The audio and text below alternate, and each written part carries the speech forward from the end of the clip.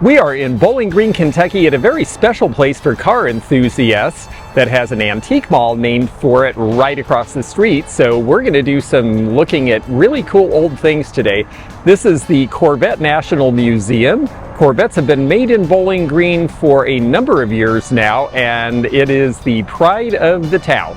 Next to the National Corvette Museum is this place that has all sorts of cars. This is Art's Corvette. These classics are all for sale. You can come over here, lay down some money, and have your childhood car back. 65 Pontiac, that was a nice looking car. 64 Galaxy.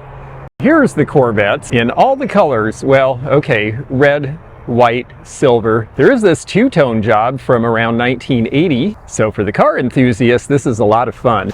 But for those of us whose enthusiasm for vintage and collectibles has as much to do with what you would have brought home in your 60 Chevrolet, well, there's a place for that too, right across the street. Vette City Antique Mall, appropriately named. This place is big. I haven't been here for a long time, so I'm curious to see how it's changed over the years.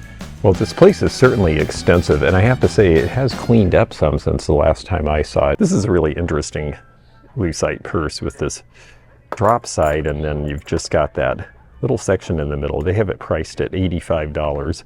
I haven't seen this exact design before. And then this one, but you see again the outer coating is peeling off, and that just is not going to be buyable without a repair. Really crazy big setup, the Bell System operator stand, and it's got the entire Graves Gilbert switchboard, even the old dial, because you know, once they installed a dial, as long as the dial still worked, there was no reason for them to upgrade this. They are asking $16.50 for that. A very specific phone collectible. You could use it as a little desk. The Ocean Ville of Jacques Cousteau. Was Jacques Cousteau a thing when you were a kid? Was he still on the air? Yeah, he was a big deal when I was a kid. It says it's half off books. So $37.50 for the set of 20. That actually seems pretty good.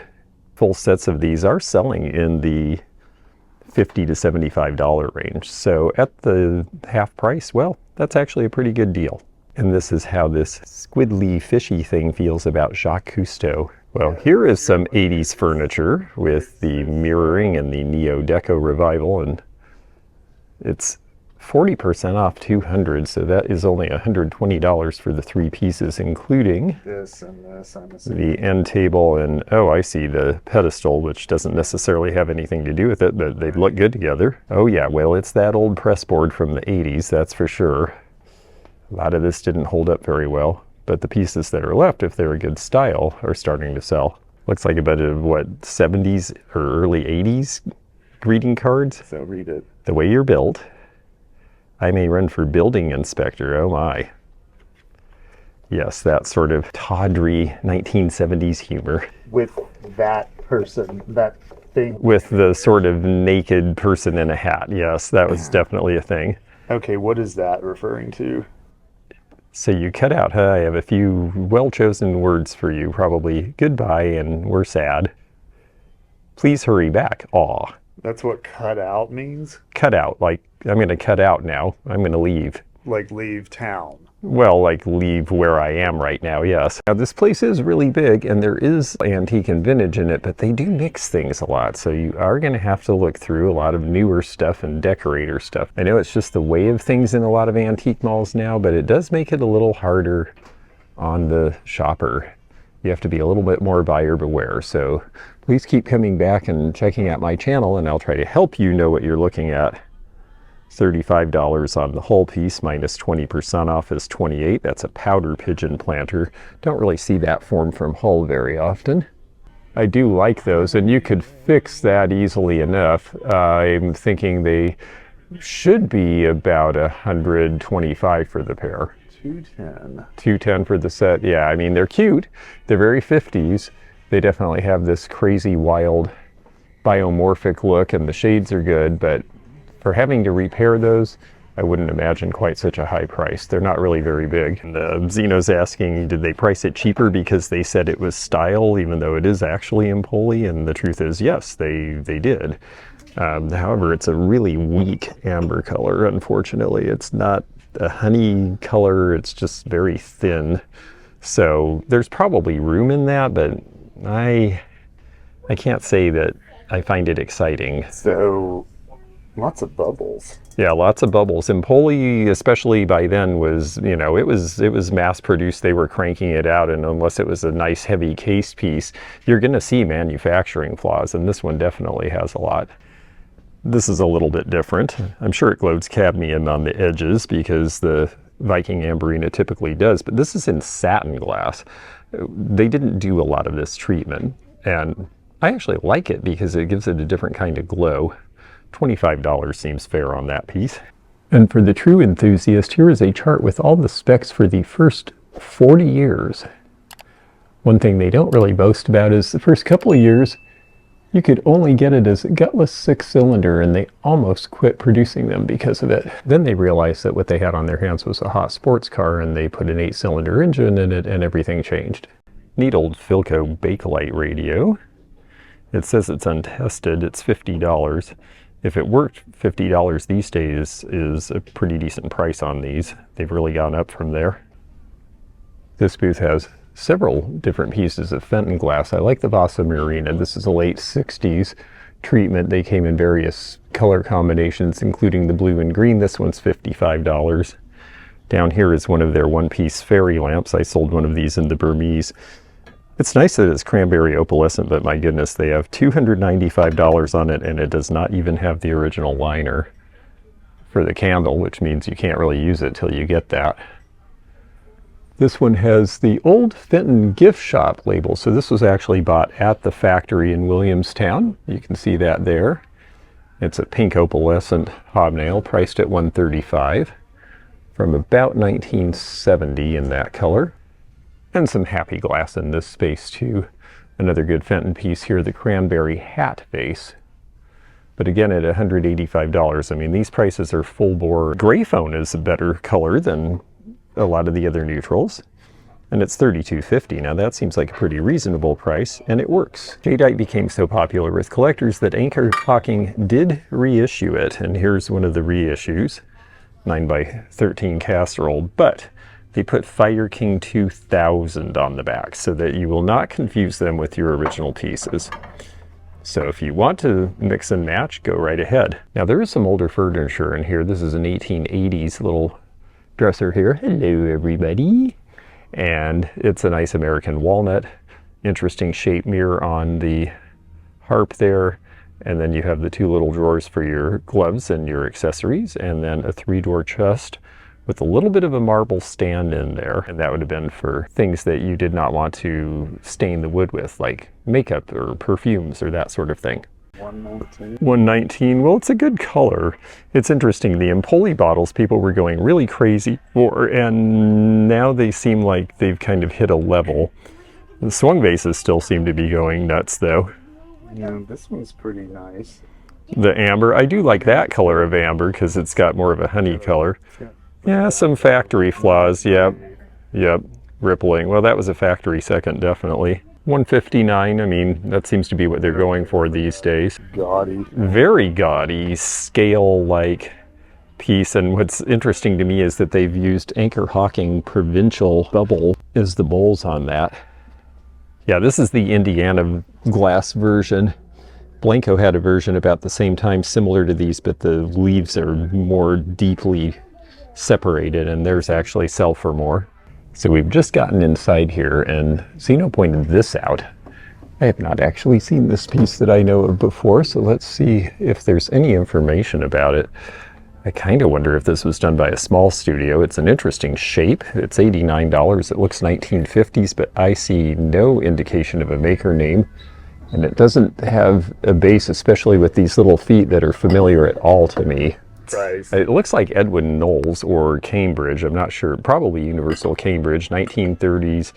It's got two bowls. It should be $35 to $40. Universal Potteries Incorporated, Cambridge. Okay. Ohio.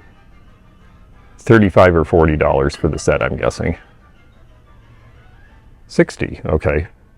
Well, it's a cute pattern, but it's not really one that you see very often. I don't know a lot of people who collect that, but it is 20% off. I do notice they're having sales in here.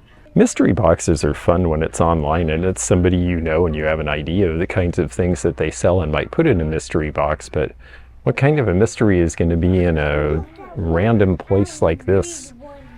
What is in that box? Would you want to pay $10 for it? I don't think I would take the chance personally.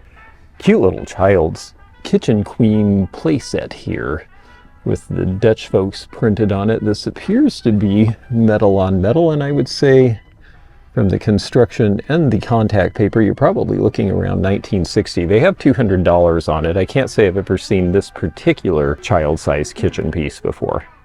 Most of the valuable records by Elvis are the Sun Records era. This is one of his very last ones. You can tell Priscilla was out of the picture because I don't think she would have let him go out of the house looking like that. Elvis from Hawaii by Satellite, and it does have a cutout here, so it's a more interesting album cover. $28 they're asking. Gaggle of Geese by Louisville Stoneware, $40. The Louisville Stoneware pieces with the blue ribbon geese actually were some of the better ones of that era. Coca-Cola Bottling Works, Nashville, Tennessee. Now that is a cool piece. It is early 1900s, but $500 for that crate. I don't know that crate to be as valuable as that. Quilt top here from the 70s in the oranges for $50. I'm gonna be honest, I'm sure these are lovely people and they're just trying to sell stuff off, but what is antique in this space? Is it the handmade soap? Is it the empty jars from a garage sale? This is not antique. I just don't really understand why antique stores, I know they're trying to fill space, but this is flea market stuff. Susan's Antique Shop. They do have antiques and vintage mainly in this space, and I like that because I am seeing so much in here that isn't. Here's a good piece here. It's commemorating Lou Gehrig after he died of the disease named after him, unfortunately. $85 on that, done about 1970. $42.50 on the ship. I just sold that piece for about that price. This is one of those Sonneman style lamps from the 1970s. Just put in decorative bulbs. It says all but this one works, and I do see that that's loose. That's unfortunate because they're neat looking, but they want $500 for the pair, which is a it works and has all the bulbs price. Big old Hager Gazelle planter. This is priced at $125. Pretty neat looking. I like the two-toning on it, and it is a large piece. And you get the fake plastic greenery with it. Leslie Super Typhon is a horn from a train. When you hear the train blowing these days, this is the type of thing that sound is coming through. This one's been restored and repainted, and they are asking $17.95. Not everyone loves a clown, but for those who do, these are a great color, and they are priced with the discount at $36 for the pair. Embossed no smoking sign. Any of the old signs that are embossed do sell. They've only got 24 on it. If it was 15, I'd probably buy it. I think there's a little room in it, but not a ton. Now this is a Victorian piece. You see the hunter with the game, priced at $40 with the discount.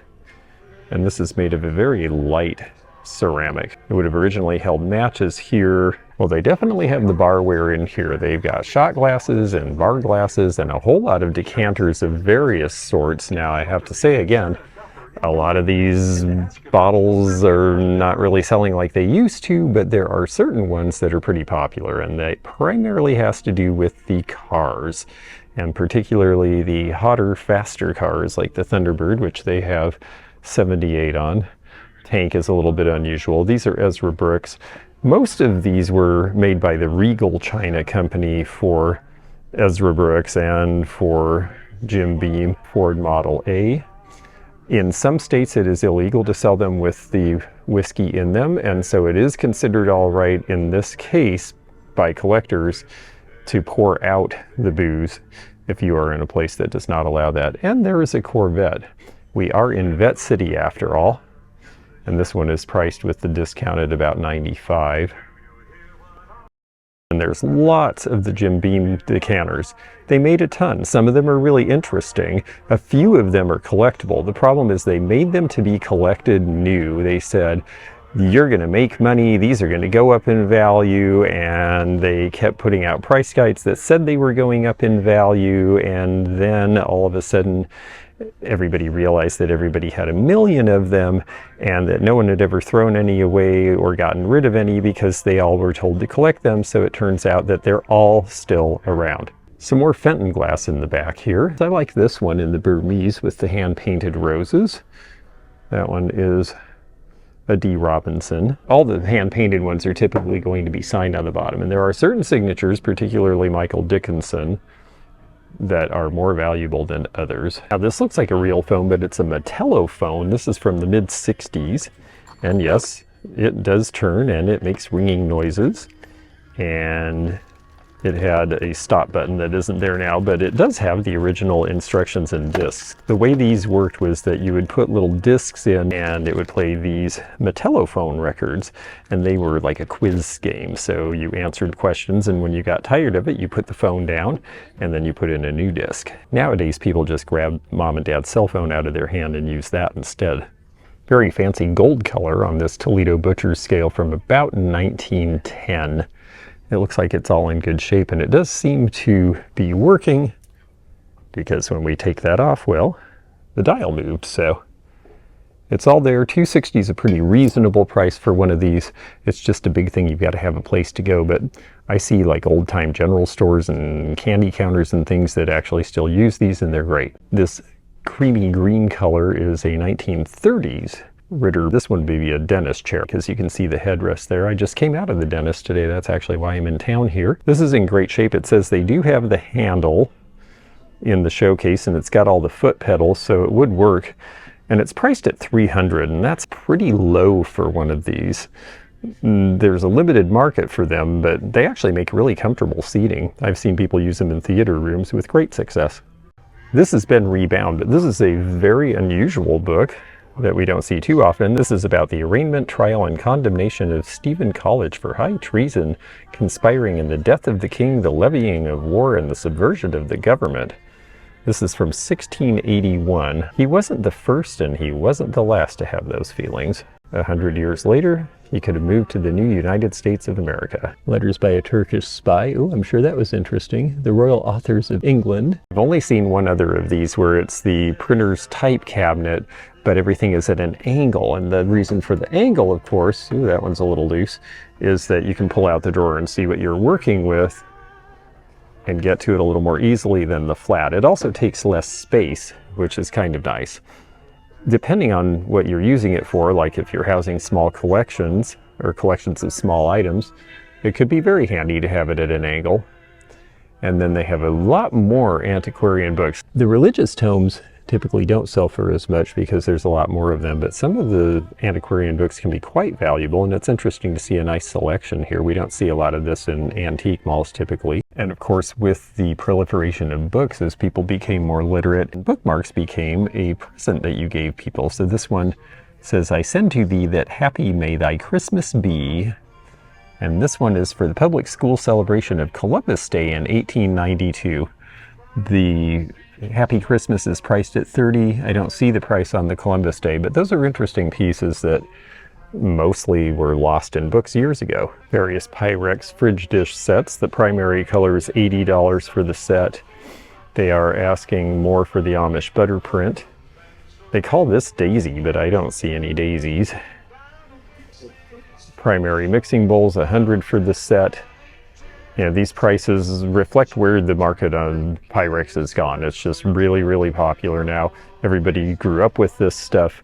It's still really functional, the colors are fun, and people remember it. And those are the ingredients you need to become a successful collectible item later in life. We have another half-off booth, but so far the half-off booths have all mainly had pretty newish stuff that isn't really vintage or collectible in my world, and I gotta say, that is what I'm seeing in this one as well. I have to be honest, that doesn't disappoint me. It means that people who are selling new things and reproduction things are having to compete on price because they don't have anything that's unique and different.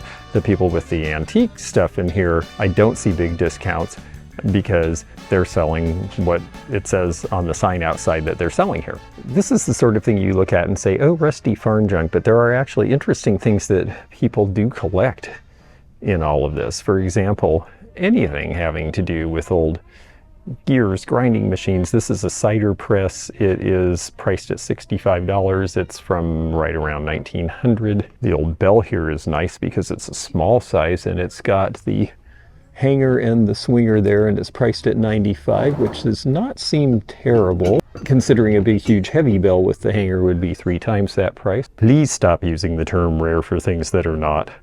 Notice it's so rare that it's been sitting here long enough for them to mark it to half price, so that tells you how rare it really is. Now, it's a perfectly nice piece. It's priced at $32 now. Not for food service tells us that this was made at some point around 1970 or later. So rare? No. And here we go, the miniature version of the Corvettes in the Corvette Museum. This is a case full of Corvette promotional models. They look like they're 1980s versions primarily. And they are asking $229 for the case with everything in it. Another nice radio, $49 is a good enough price on this. It's a nice maroon color.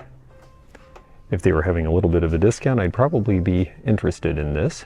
It was gone and now it's back. Mary Hadley pottery is in production again, although they're not making a lot of the pieces that they made in the past. So a lot of these may be discontinued, but I see a lot of the grape and their prices seem about right.